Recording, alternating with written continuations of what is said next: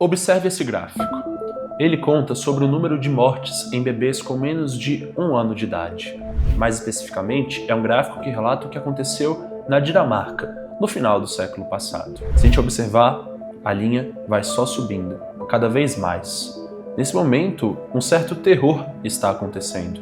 Não sabemos o motivo, mas percebemos pelo gráfico que o número de mortes nessa população está aumentando consideravelmente. Eis que, em 1991, o oposto ocorre. Rapidamente percebemos uma queda abrupta no número de mortes. Bom, a resposta sobre o que aconteceu nesse período é tão importante que rende um vídeo apenas sobre esse assunto. Esse é o objetivo do vídeo de hoje.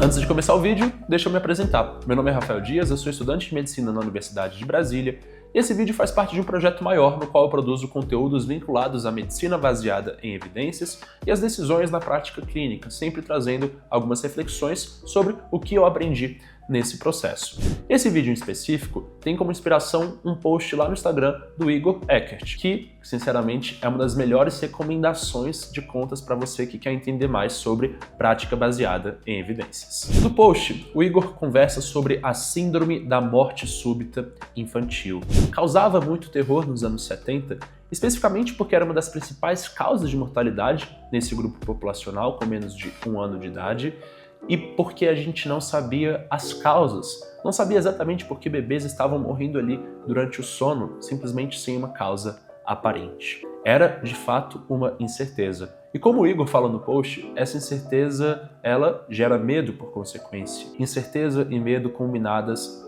nos geram um desejo de atuar.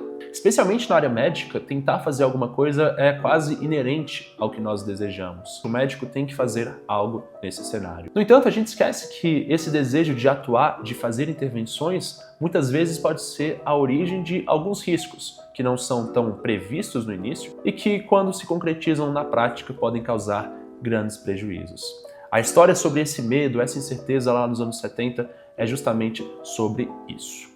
Porque naquele momento, os médicos e outros profissionais da área da saúde começaram a raciocinar que talvez uma das causas dessa morte durante o sono fosse justamente a posição em que o bebê estava dormindo. E com base nisso, em um raciocínio pensando em mecanismo, eles tiveram a ideia de que dormir, em vez de com as costas viradas para a cama, com a barriga virada para a cama, diminuiria o número de mortes. Afinal, se ocorresse qualquer coisa durante o sono, haveria uma fácil via de desobstrução natural. O bebê dormindo, aquele líquido, qualquer coisa seria expelida. É um mecanismo que faz sentido na teoria. Só que o gráfico nos mostra que, a partir dessa intervenção, que foi tão propagada nos anos 70, a história, na prática, foi muito diferente. Em poucos anos, passou a ser recomendação em livros sobre cuidado com bebês e crianças a ideia de que eles deveriam dormir com a barriga para baixo. Isso era divulgado na mídia, nos livros, e era, claro, um conselho oficial passado em muitos consultórios médicos na Europa. O gráfico continuava subindo. Alguma coisa estava errada.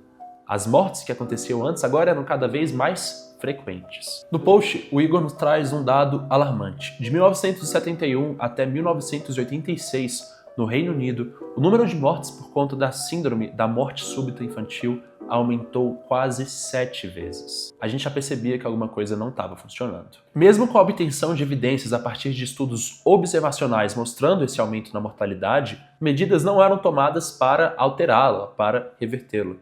Durante mais de 10 anos, ela continuou como o padrão, como realmente o que era aceito. Isso se vincula a uma certa inércia.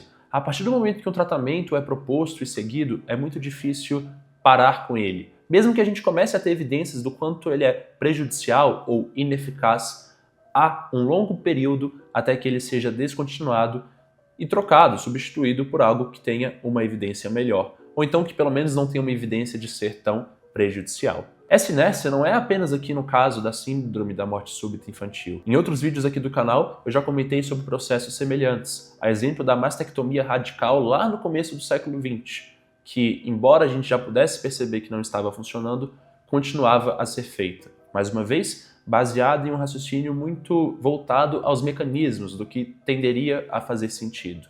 Na teoria, muito bonito. Na prática, pouco eficaz, ou nesse caso aqui, extremamente prejudicial. Por conta dessa inércia, a recomendação oficial ao redor do mundo só mudou por volta do ano de 1995.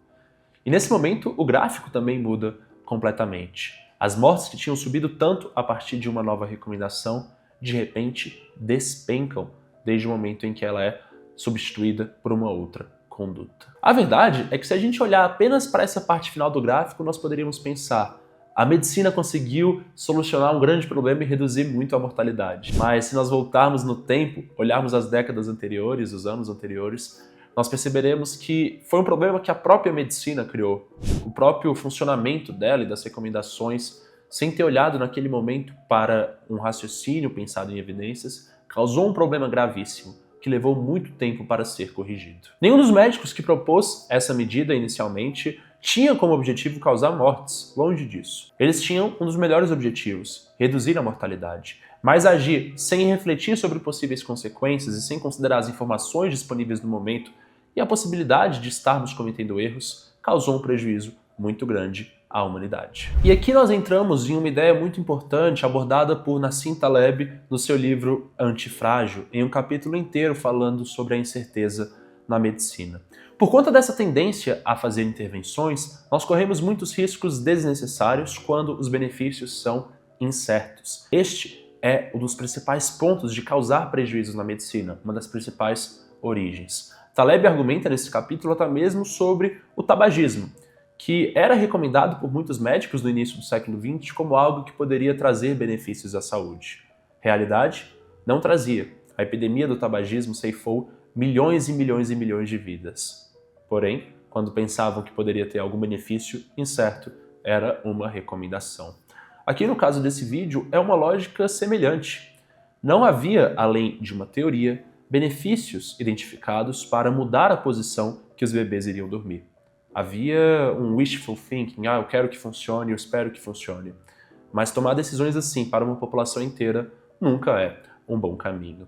E seguindo esse raciocínio, a gente pode até pensar, bom, na época dessas decisões, tanto sobre o tabagismo quanto na recomendação discutida neste vídeo em específico, talvez fizesse sentido porque, beleza, não tinha as evidências de que causava prejuízo, mas não tinha a evidência também de que a outra opção fosse benéfica ou maléfica, era um cenário ali muito incerto. Porém, pensar assim é muito prejudicial porque envolve os riscos que eu estou discutindo nesse vídeo. Aqui entra a ideia de falar sobre o ônus da evidência. Quando a gente faz uma intervenção, não é sobre provar que ela não funciona. Intervir envolve, na maior parte das vezes, a necessidade de que tenham evidências mostrando que aquela intervenção é eficaz e não traz prejuízos. Colocar a ideia de que não provaram até hoje que o tabagismo faz mal é simplesmente sem sentido. É a mesma coisa em um julgamento exigir que alguém prove a sua inocência.